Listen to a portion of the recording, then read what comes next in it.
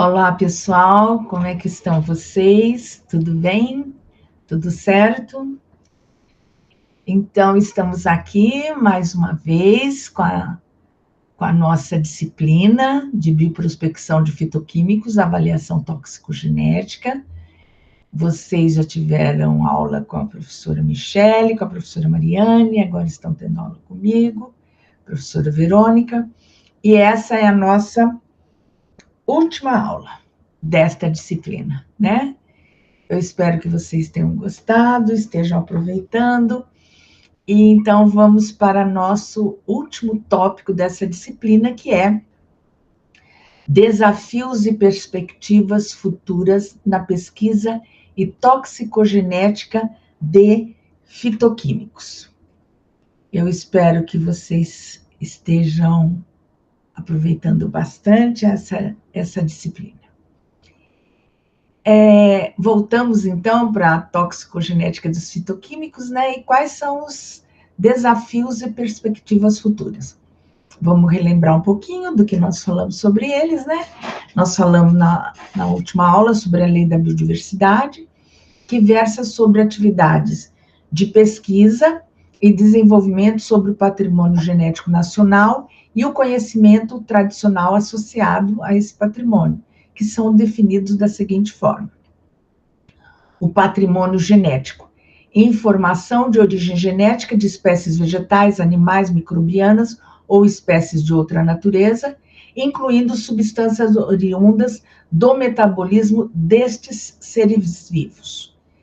O conhecimento tradicional de origem identificável, informação ou prática de população indígena, comunidade tradicional ou agricultor tradicional, sobre as propriedades ou usos diretos ou indiretos associados ao patrimônio genético, e conhecimento tradicional associado de origem não identificável.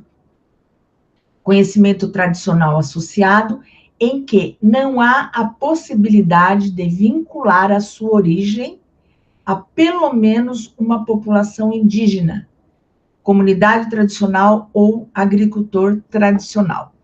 Então, é sobre isso que trata a lei da biodiversidade, conforme nós já vimos. Na prática, são considerados como parte do patrimônio genético brasileiro, que nós também já vimos o que é o patrimônio genético, né? O que vai fazer parte?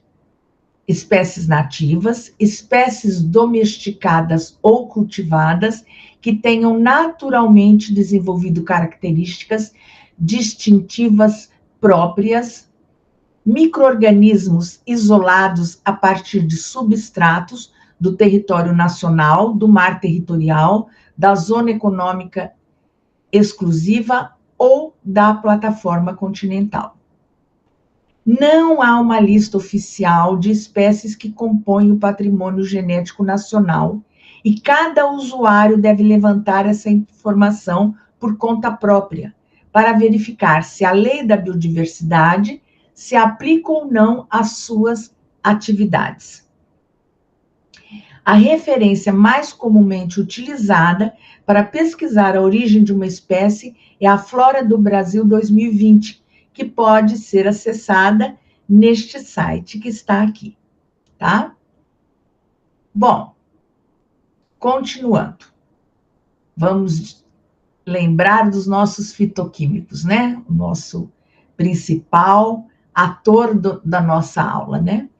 Efeitos gerais dos fitoquímicos. Antioxidantes. Muitos fitoquímicos, como os flavonoides, atuam como antioxidantes, combatendo os radicais livres, protegendo as células contra danos causados por eles. Anti-inflamatórios. Alguns fitoquímicos, como a quercetina, possuem propriedades anti-inflamatórias e reduzem a inflamação no corpo. Antimicrobianos ajudam a combater bactérias, vírus e fungos. Anticancerígenos podem ajudar a prevenir ou retardar o crescimento de células cancerosas. Proteção cardiovascular. Alguns fitoquímicos podem reduzir o risco de doenças crônicas, como doenças cardíacas e alguns tipos de câncer. Saúde cerebral. Alguns fitoquímicos podem melhorar a função cerebral, a memória e a cognição. Melhora da digestão. Fibras alimentares encontradas em alimentos ricos em fitoquímicos podem melhorar a saúde digestiva e os próprios fitoquímicos ali encontrados, né? Então, vocês vejam aqui que é, resumidamente, aquilo tudo que nós já vimos sobre os efeitos gerais dos fitoquímicos. Agora, falando um pouquinho dos desafios, vamos falar um pouco do futuro, das dificuldades e do que nos espera, né? Os fitoquímicos enfrentam muitos desafios. O principal desafio é a biodisponibilidade desses fitoquímicos. Como um grande número desses fitoquímicos é consumido em nossa dieta diária, eles são facilmente digeridos e removidos pelo nosso corpo, tendo, portanto, eficácia terapêutica de curta duração.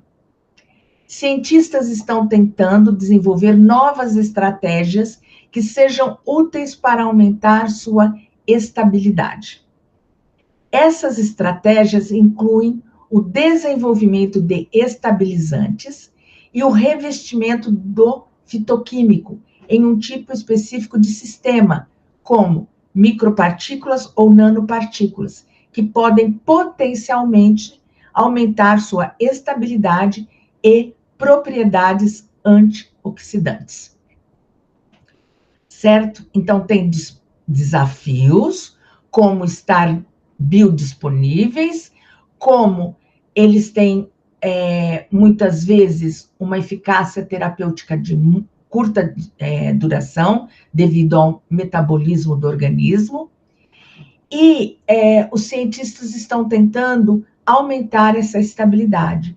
E uma dessas estratégias é o desenvolvimento de estabilizantes e também de ter um revestimento para esses fitoquímicos, para a entrega desses fitoquímicos, como, por exemplo, a construção de micropartículas ou nanopartículas, e que podem aumentar esta estabilidade, consequentemente, aumentar as propriedades antioxidantes destes fitoquímicos.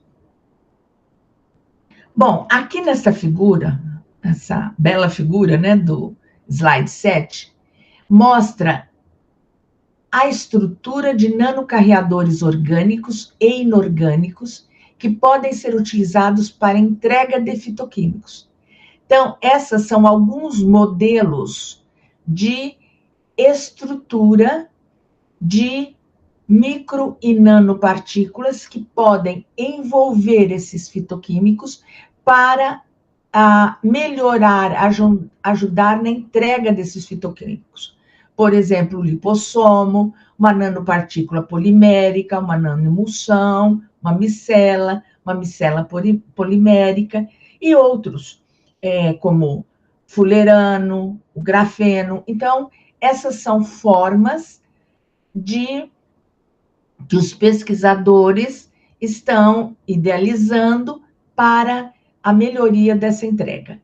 Aqui eu coloquei o DOI desse artigo que fala sobre essas estruturas de nanocarreadores orgânicos e inorgânicos para a entrega dos fitoquímicos. É um trabalho de 2024, então, recente. Falando agora um pouquinho das nanopartículas. Só um segundinho que eu tenho que dar aqui um toque para que a gente continue na chamada.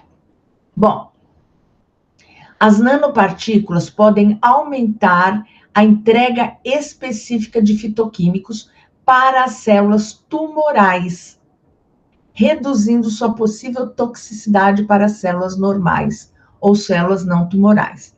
Então, vamos falar aqui na questão de célula cancerígena ou célula tumoral. Então, quando se os medicamentos normalmente são disponibilizados para a cura de determinados tipos de tumores, muitas vezes ele é tóxico para as células do tumor e também para o entorno, para as células que não são tumorais, e muitas vezes para até o próprio órgão e tudo mais. Então, essas nanopartículas que carregam esse fitoquímico, ele vai com o endereçamento certo para entrega naquelas células tumorais. E com isso, diminui a possível toxicidade que esses compostos teriam para células que não são tumorais. Essa abordagem tem apresentado resultados terapêuticos encorajadores em experimentos pré-clínicos e tem a capacidade de melhorar a eficácia terapêutica para pacientes com câncer. Então, vocês vejam que como está sendo extremamente importante esse estudo das nanopartículas carregando fitoquímicos. Aqui 2 exemplos. Cientistas investigaram que o revestimento do extrato de chá verde com nanopartículas de quitosana é muito útil na estabilização do fitoquímico epigalocatequina galato e resultou em absorção significativa no intestino. Então, esse fitoquímico, EGCG, ele está contido no chá verde. E ele foi extraído, como é que fala? Individualizado, né? E foi envolto por uma camada de quitosana, formando uma nanopartícula para entrega deste composto. Individualizado, né? É isso que eu queria falar, esse composto individualizado.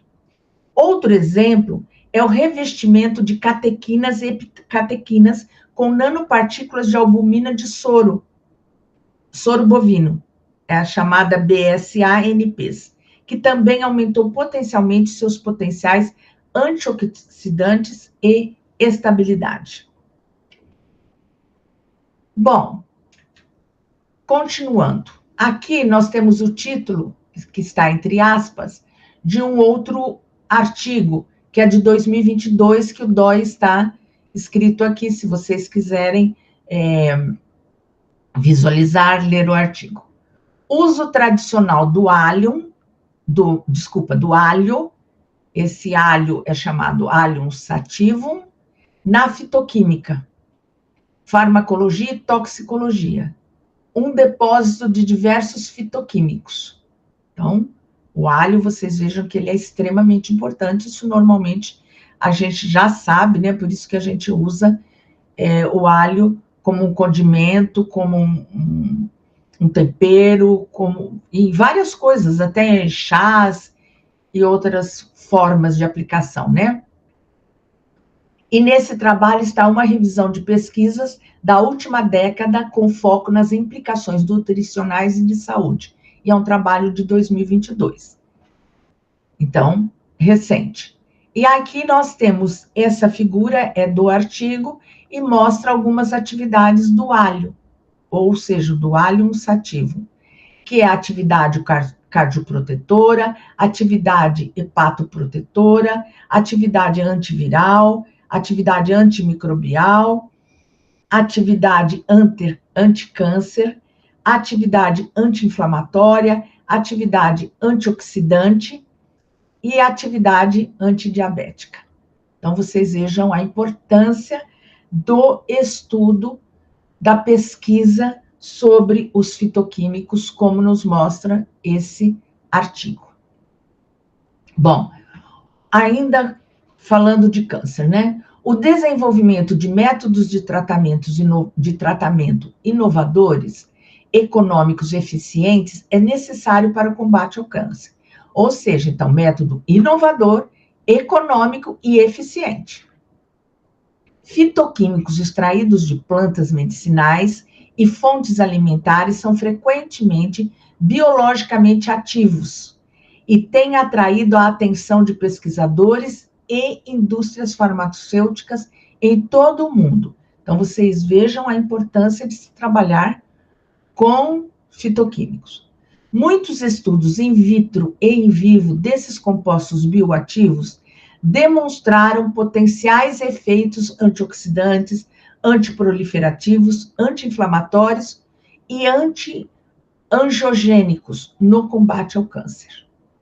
Esses fitoquímicos também regulam vários outros processos moleculares, como angiogênese, metástase ciclocelular, para combater o câncer.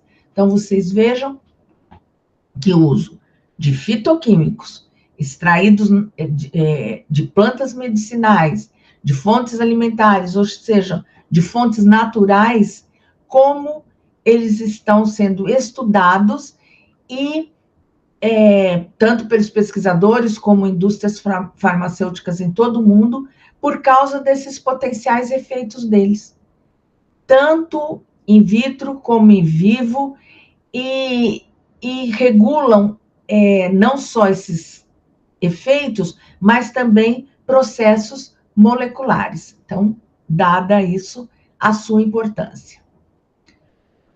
Um outro desafio dos fitoquímicos na terapêutica do câncer é a ausência de especificidade do alvo. Diferentes estudos de pesquisa revelaram que esses fitoquímicos têm efeito pleiotrópico, resultando em células cancerígenas, frequentemente ativando outras vias moleculares diferentes, resultando na falha da terapêutica direcionada. Então, o que acontece? Esse efeito pleiotrópico, ele pode ter múltiplos efeitos em um organismo, tá? Então, ele pode ativar efeitos por vias moleculares diferentes. Então, isso pode ocorrer uma falha terapêutica direcionada, ou seja, para o próprio tumor. Existem, mas os pesquisadores têm trabalhado em cima disso, né, da ausência de especificidade do alvo.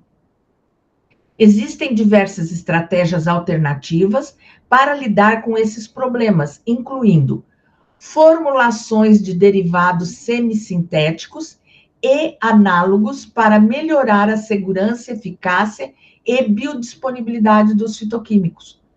Novas formulações para administração direcionada de fitoquímicos e desenvolvimento de novos sistemas de administração que possam avaliar as propriedades protetoras, farmacocinética e biodisponibilidade desses fitoquímicos no corpo humano. Então, tem se trabalhado com estratégias alternativas para poder tratar desses problemas. Então, formulações semissintéticos, análogos, né, dos compostos, novas formulações para serem administradas, novos sistemas ou formas de administração para avaliar propriedades protetoras, farmacocinética e biodisponibilidade desses fitoquímicos no corpo humano. Então, várias frentes estão sendo estudadas, usadas, trabalhadas com os fitoquímicos para esse combate a células cancerosas, ou próprio câncer, ou tumor.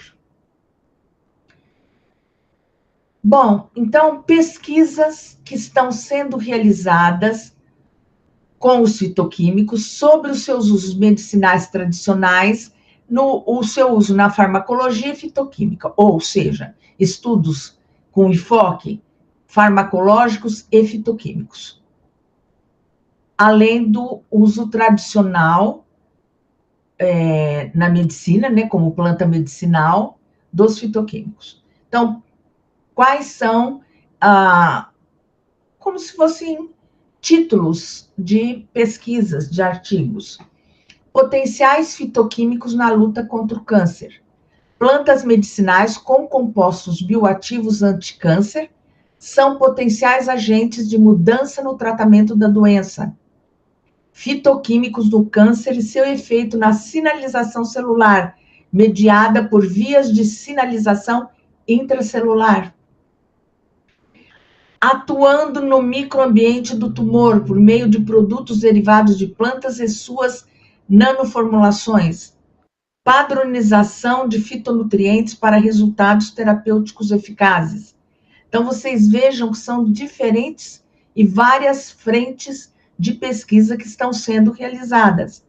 Constituintes fitoquímicos e atividades antibacterianas de plantas medicinais. Então, se vocês tiverem interesse em saber sobre essas ações, diferentes ações dos fitoquímicos, né? Esses são títulos de trabalhos de pesquisa que vocês podem procurar para se atualizar sobre o que tem sido feito em estudos, em pesquisas em relação aos fitoquímicos para o seu uso como material com compostos que tenham bioatividade. Uma outra frente que está se estudando também é sobre o melhoramento genético. Então, o empenho aplicado ao melhoramento genético de espécies de plantas é pequeno no Brasil.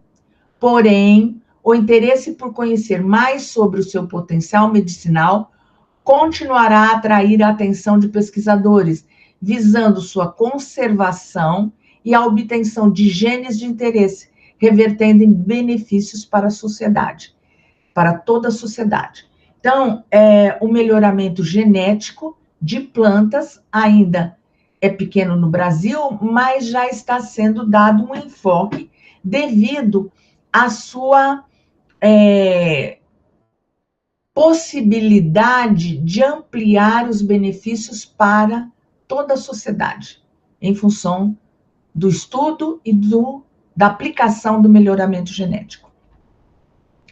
Aqui eu coloquei o DOI de um outro trabalho de pesquisa que foi feito, está sendo feito, como é o caso do trabalho feito com Maithenus ilicifolia Marti ex Reisseck, que a Maithenus ilicifolia é a planta espinheira santa que vocês devem conhecer, né?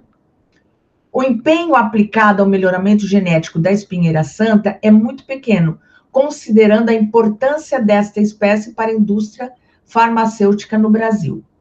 Existe a necessidade de investimentos, tanto público como privado, para o desenvolvimento de cultivares melhoradas, em termos de maior produção de metabólitos secundários, resistência a pragas e patógenos e a fatores climáticos. O interesse por conhecer mais o potencial medicinal da espinheira santa seguramente continuará a atrair a atenção de pesquisadores para estudos em fisiologia, botânica, biotecnologia e farmacologia, além dos estudos de melhoramento genético aplicados a esta espécie. Então, eu dei esse exemplo para vocês da espinheira santa, para vocês verem a importância dessa planta medicinal nacional para o estudo e para a pesquisa, e principalmente para a indústria farmacêutica. E, como esse, existem inúmeros casos. Bom, agora vamos falar um pouco sobre novas tecnologias e metodologias. Vamos falar um pouco de futuro, né? E do que se está fazendo, não só futuro, se está fazendo já no presente, né? E eu falei um pouquinho disso acho que foi na minha primeira aula. As principais mudanças no campo da toxicogenética estão ligadas ao uso de tecnologias ômicas, que permitem uma visão mais abrangente e detalhada das interações entre os fitoquímicos e os sistemas biológicos. Então, a primeira dessas novas tecnologias e metodologias que estão já sendo empregadas e vão ampliar mais as pesquisas e os estudos dessas técnicas, tecnologias, no futuro breve. A primeira é toxicogenômica e toxicoproteômica. Estas áreas vão além da análise de danos diretos ao DNA. A toxicogenômica estuda como os fitoquímicos alteram a expressão de genes, enquanto a toxicoproteômica analisa as mudanças nas proteínas celulares. Juntas, essas abordagens podem revelar mecanismos de toxicidade ou de ação benéfica, muito mais cedo do que os testes tradicionais, oferecendo uma compreensão profunda de como um composto afeta o corpo.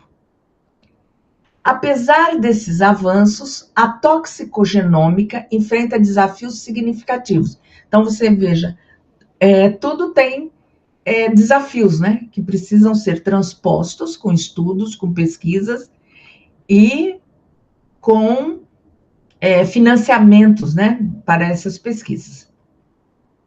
Então, a toxicogenômica enfrenta desafios significativos como o grande número de novos produtos para avaliação, as diversas formas de poluição ambiental que atrapalham as plantas e os fitocompostos, e as particularidades das diferentes espécies afetadas, ou seja, cada planta, cada organismo, cada espécie é um organismo, um indivíduo, um ser vivente, e depende de várias condições do ambiente onde ele está, da região geográfica, da poluição do ambiente e várias outras, né?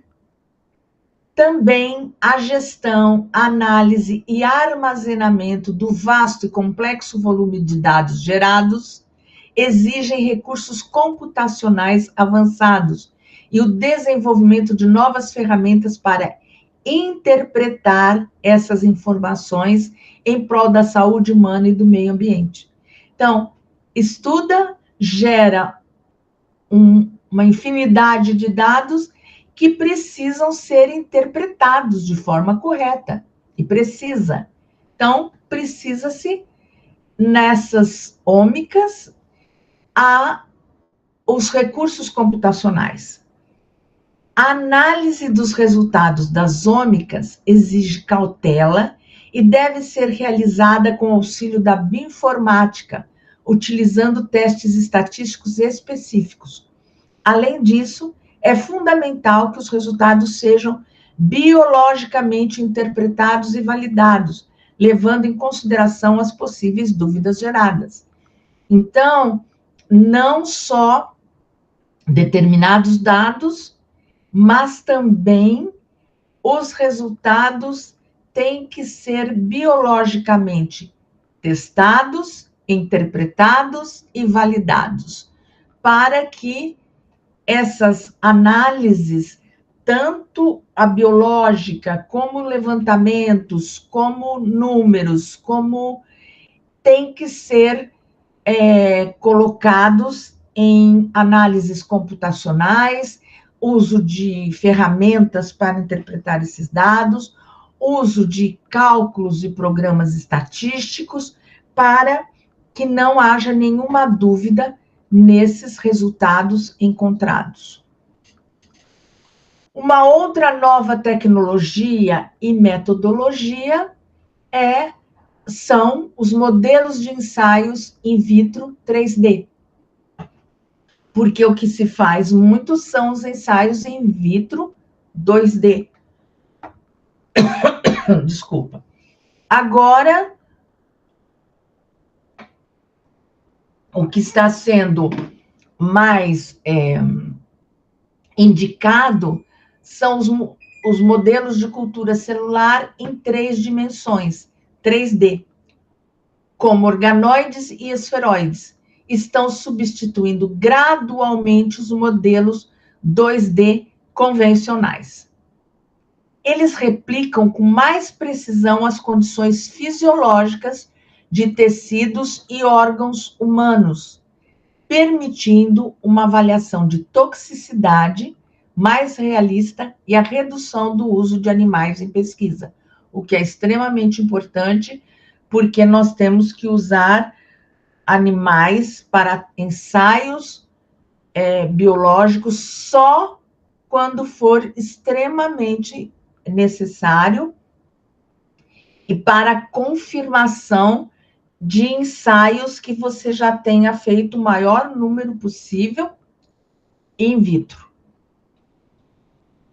Uma outra nova tecnologia, avanços na bioinformática e inteligência artificial, IA.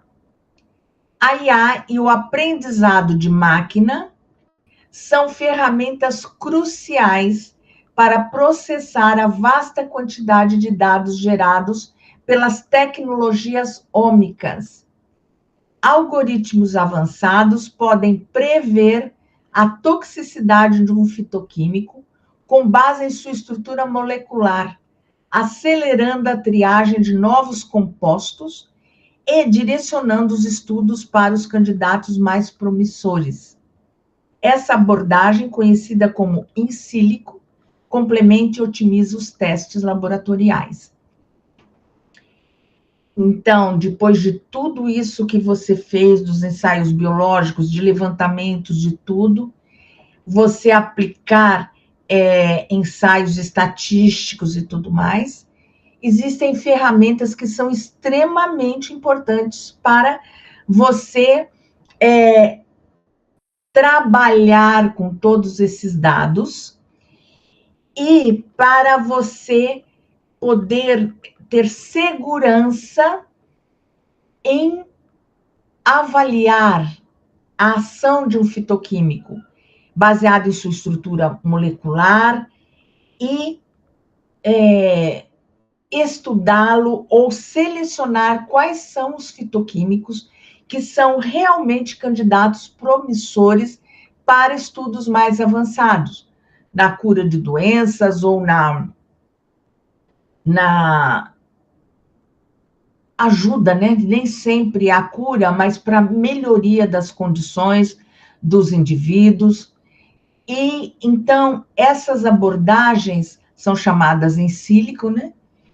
E são de extrema importância para se estudar de uma forma segura, precisa e para a produção também de novos compostos e novos fármacos. Apesar desses avanços, a toxicogenômica enfrenta desafios significativos. Oh, meninos. Desculpa, eu fui para trás, né? Desculpa, gente. Então, indo para frente. Desculpa aí eu falar da genômica de novo. Vamos para os finalmente. Vamos falar em desafios e oportunidades. Então, vamos pensar em presente, no futuro e o que a gente pode fazer com tudo aquilo que a gente aprendeu nessa disciplina, o que nós podemos fazer para irmos para frente e ampliar nossos conhecimentos e o uso dos nossos fitoquímicos, principalmente os nacionais. Então, falando de desafios e oportunidades, apesar dos avanços, a pesquisa tóxico-genética de fitoquímicos enfrenta desafios importantes, que também se traduzem em oportunidades de inovação. Olha, nós iniciamos falando em toxicogenética de fitoquímicos e vamos terminar a nossa disciplina falando sobre os desafios, mas em oportunidades de inovação da pesquisa toxicogenética de fitoquímicos. Então, o primeiro desafio, né? Complexidade dos compostos naturais. As plantas são quimicamente complexas, contendo centenas ou milhares de fitoquímicos que podem interagir entre si de forma sinérgica ou antagônica. O desafio é isolar e testar cada composto individualmente e, ao mesmo tempo, entender o efeito da matriz completa do extrato. Porque a planta é um fitocomplexo, né? Ela ela em si, ela é um agrupamento de várias moléculas complexas. E quando você trabalha com a planta como um todo, ou com chá de uma planta, de uma folha, de uma raiz, você não sabe exatamente quais são os compostos efetivos ali. Que é o que eu disse para vocês, cada indivíduo tem uma variabilidade genética que pode receber de forma benéfica esses efeitos desse fitocomplexo, ou pode ser tóxico para o indivíduo. Então, esses compostos, eles podem agir de forma sinérgica, ou seja, um ajudando o outro e aumentando o efeito dessa planta, ou de forma antagônica. Um pode atuar de forma contrária, inibindo o efeito benéfico do outro e se tornando tóxica. Então, o desafio é isolar e testar cada composto. E aí, se você conseguir fazer isso, você vai conseguir entender como que esses compostos todos juntos, como que ele atua em uma forma benéfica e podemos fazer até uma melhoria desse extrato de planta. Segundo desafio, segurança e regulamentação. A percepção de que natural é seguro, entre aspas, é um grande obstáculo. Muitos fitoquímicos podem ter toxicidade e é essencial que sejam rigorosamente avaliados antes de serem utilizados em produtos, como suplementos alimentares ou medicamentos fitoterápicos. Porque a gente fala, é natural. É natural, então é seguro. Então, não importa a forma que eu faça, a concentração, a dosagem, e não é assim. Não é porque natural é seguro. Tudo depende da concentração, da quantidade, da exposição, né? Como dizia Paracelso, né? Então, precisa se conhecer para saber a questão de toxicidade e de efeito benéfico também, antes de colocá-lo para uso indiscriminado, né? A colaboração entre pesquisadores, indústrias e agências reguladoras, como a Anvisa no Brasil, é fundamental para estabelecer padrões de segurança e regulamentação claros. Então, nós temos que trabalhar, estabelecer os padrões de segurança, seguir as regulamentações para ter segurança de uso, para colocar para a população usar. Então, temos que ter esse compromisso, essa responsabilidade, sempre trabalhando com ética na pesquisa. Biossegurança, bioética e biodireito, como vocês já aprenderam. Bom, também tem a questão da integração de dados. A capacidade de combinar dados de diferentes fontes, como toxicogenômica, proteômica, dados clínicos e ambientais, será vital para criar uma imagem completa dos riscos e benefícios de um fitoquímico.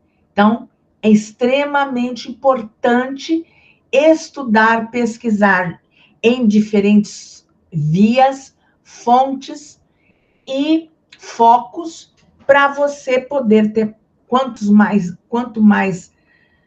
maior o número de dados, maior vai ser a segurança de você saber se esses fitoquímicos, se esses compostos trazem algum risco ou se são benéficos. A criação de grandes bancos de dados e a padronização de métodos de análise são essenciais para essa integração. A pesquisa sobre fitoquímicos está em constante evolução e novas descobertas sobre suas funções e benefícios estão sendo feitas regularmente. O futuro da toxicogenética de fitoquímicos será caracterizado pela transição de abordagens mais tradicionais para um modelo mais preditivo e sistêmico. Então, essa é a ideia. É isso que nós estamos trabalhando, pesquisando, estudando, avaliando, conhecendo. A combinação de biologia molecular avançada, modelos de ensaio mais realistas e poderosas ferramentas de IA e bioinformática permitirá uma avaliação mais rápida, precisa e ética dos fitoquímicos, abrindo caminho para o desenvolvimento de produtos mais seguros e eficazes, baseados na natureza. Que é isso que a gente deseja, né? Que a gente consiga cada vez mais encontrar produtos compostos vindo da natureza do que aqueles sintéticos que são montados, né? Apesar que grande parte dos medicamentos sintéticos que nós temos e usamos vieram de estudos de produtos da natureza. Bom,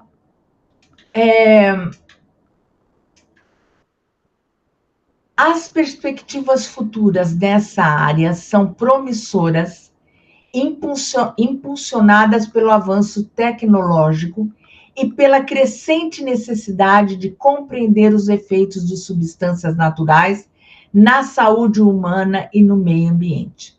Então, nossas perspectivas de estudo nessa área são promissoras, estamos vendo vários sucessos nas pesquisas que estão sendo feitas, impulsionadas pelo avanço tecnológico e pela crescente necessidade de conhecer os efeitos dessas substâncias naturais, produtos naturais, na saúde humana e no meio ambiente. Esse estudo tem perspectivas muito grandes, boas e de sucesso, e com efeitos benéficos e com diminuição de efeitos tóxicos, né? Então, é importante, além de tudo isso que nós aprendemos nessa disciplina, é importante lembrar que o consumo regular de uma variedade de frutas, vegetais, legumes e grãos ricos em fitoquímicos é essencial para obter seus benefícios à saúde. Então, nós temos a natureza aí, ao nosso alcance, com os seus fitocomplexos, com os seus fitoquímicos específicos, e que são de extremamente importância e com efeitos benéficos, e nós devemos ter um consumo regular desta grande variedade que nós temos, principalmente no nosso país, de frutas, vegetais, legumes e grãos que são ricos nesses fitoquímicos e só fazem bem para a nossa saúde. Então, nós temos essa riqueza fácil e ao nosso alcance, né? Alcance das nossas mãos. Então, vamos fazer uso de forma consciente, regular e com consciência, responsabilidade, ética, sempre respeitando o biodireito de todos, não só dos seres humanos, mas do meio ambiente, de todos os organismos, sejam eles micro ou macro, e sempre estudando pesquisando, e esperando que as pesquisas sejam valorizadas que os financiamentos cheguem para que os pesquisadores possam trabalhar de uma forma mais ampla e com recursos e com técnicas mais avançadas, e que a gente encontre um equilíbrio, né? Com a menor quantidade ou diminuição dos efeitos indesejados ou indesejáveis, e com o aumento dos efeitos benéficos, que vai fazer bem para todos, né? Para um ambiente, tentar um ambiente ecologicamente equilibrado, organismos bem adaptados, diminuição dos efeitos indesejados e procurar ter uma saúde e uma qualidade de vida para todos. Isso é o que nós esperamos sempre, né? Uma sociedade com deveres, mas com direitos também, né? E com saúde e tranquilidade, menos estresse, mais atividades físicas, laborais, mas também atividades de descanso, de prazer, de divertimento, né? E tudo mais, porque nós precisamos de tudo isso, então nós temos que tentar chegar a isso, né? É um ideal. Bom, eu espero que vocês tenham gostado desta disciplina e aproveitem para assistir cada tópico, os slides, ouvir as explicações, discutam com seus grupos, com seus colegas, com seus pares, passem o conhecimento para frente. Nós que temos o privilégio de ter mais conhecimento, nós também temos a obrigação de passar esse conhecimento para as pessoas que não têm acesso ou que são de outras áreas e muitas vezes não se atém a todos os tipos de conhecimento, porque é praticamente impossível, né? Mas nós temos que conhecer um pouquinho de tudo, pelo menos. E espero que vocês estudem, aprendam, façam as atividades, tirem boas notas, já vão preparando seus TCCs, teus short review, e que tudo dê certo na vida de vocês e de todos nós, né? Então, até uma próxima aula, uma próxima disciplina, e precisando, os docentes estão aqui, as tutoras estão aqui, é só nos procurar, tá bom? Então, tudo de bom para vocês e fiquem com Deus. Tchau, até mais, tchau.